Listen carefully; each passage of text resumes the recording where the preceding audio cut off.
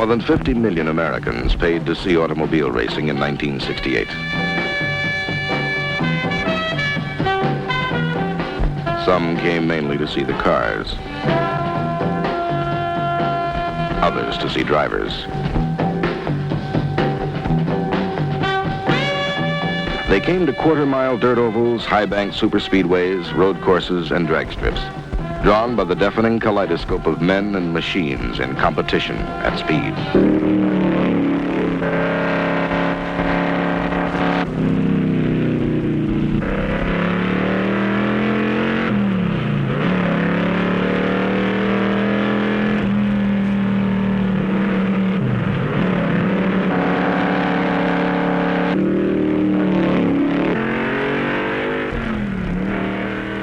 Automobile racing is noise and color and speed and excitement.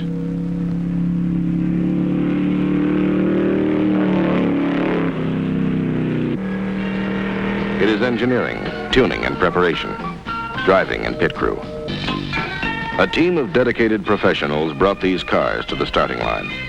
Their job was to begin with a machine and explore the outer limits of its capability, beyond which there lies no margin for error. To these men, automobile racing was winning.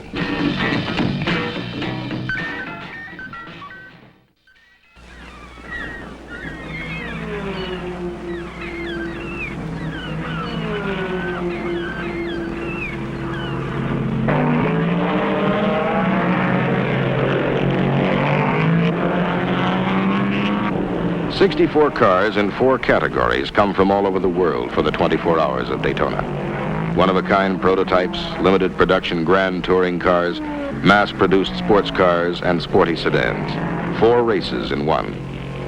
With the big Ford, Ferrari, and Chaparral prototypes sidelined by a rules change, many fans expect to find the hottest competition among the sedan class, where Mustang and Camaro face each other for championship points.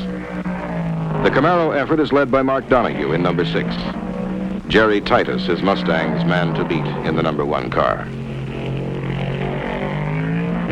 Donohue takes an early lead over the sedan cars. Titus is second. They hold the 1-2 positions through the early laps, then change places in late afternoon. Up front, a pair of independently entered Ford GT40s set the pace for prototypes, with a quartet of long-tailed Porsche 907s snapping at their heels. You drive 2,400 miles at an average speed of 100 miles an hour. You hit the brakes 3,000 times, shift gears 7,500 times, and maintain an average engine speed of 6,000 revolutions per minute. The race starts at 3 o'clock Saturday afternoon and finishes at 3 o'clock Sunday afternoon. And if you're still around when they drop the checkered flag, you'll know what the 24 hours of Daytona is like. By the 10th hour, Titus has a 5-lap lead over the second-place Donohue.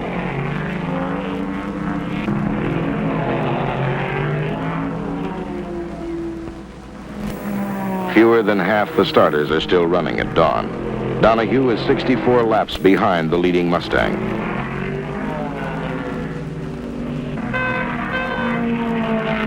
Co-driver Ronnie Bucknam relieves Titus.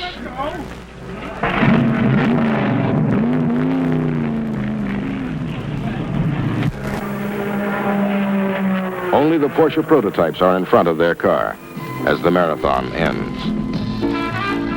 Vic Elford and Jochen Neerpasch win overall for Porsche. First sedan is the number 1 Mustang, an incredible 4th overall. The win is good for 9 championship points, earned the hard way by Jerry Titus and Ronnie Bucknam, who know what the 24 hours of Daytona is like. The high whine of the sports cars is replaced 3 weeks later at Daytona by the angry roar of Grand National stock cars. It was a murder.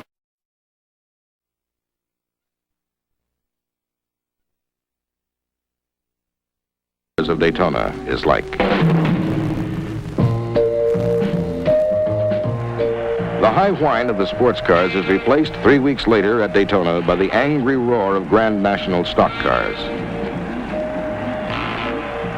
It was a Mercury cyclone, and has the new teardrop roof on it, which has contributed a great deal to the high jump in speeds that we ran at Daytona. It's powered by a 427 cubic inch engine, and I think it has a personality and probably a mind of its own. It's never talked back yet, but it has sometimes let me know that it understood what I was saying. A lot of times when I call it, it comes.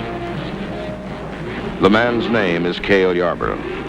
In February 1968, an understanding with his number 21 Mercury Cyclone led to the fastest lap time in the history of auto racing, 189.2 miles an hour. 2 weeks later, he put that car and that speed on the inside front row for a share of $200,000 in the world's richest, fastest stock car race. Straightaway speeds of 205 miles an hour were to break 28 of 50 starting cars. And the debris from those cars was to bring a yellow caution flag out for almost a third of the race. For this is the big one, the one to win. This is the Daytona 500. Cale held his pole position through the first 14 laps. Then an unscheduled pit stop gave the lead to David Pearson in the number 17 Ford. Richard Petty's number 43 Plymouth is in second. On the 24th lap, James Hilton's tire lets go. It brings out the first of 11 caution flags.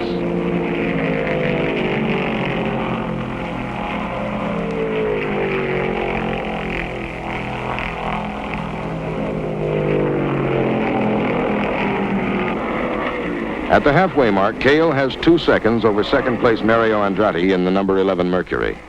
Then trouble on turn 4. Andretti and Buddy Baker collide. John Sears cannot avoid the mix-up.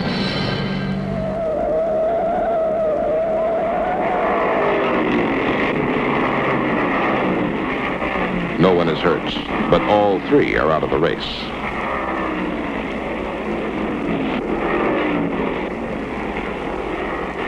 "120 laps into the 200-lap race, and 20 of 50 cars have been eliminated from competition."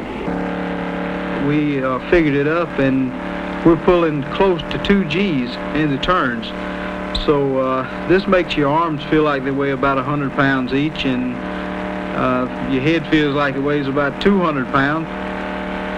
The turns at Daytona have a 31% bank, which produces a pull of more than twice the force of gravity.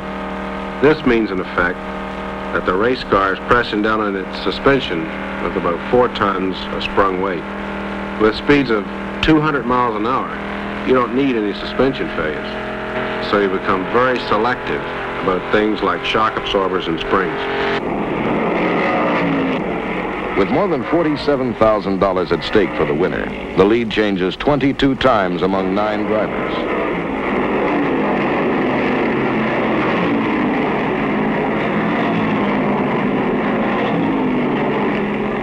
"25 laps to go, and pit stops have dropped Cale Yarborough to 4th place. Now he begins his charge.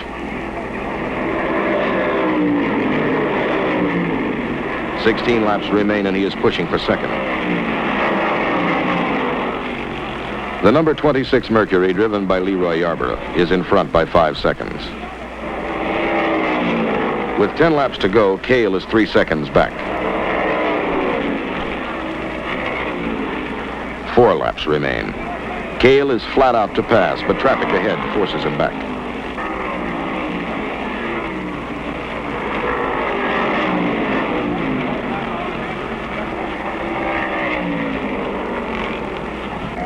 This time, the high bank is clear, and they are door to door at 200 miles an hour. This is what 94,000 fans paid to see, and they love it. Cale Yarborough wins stock car racing's richest prize. After 3 hours, 23 minutes and 44 seconds, his margin of victory is 1 second.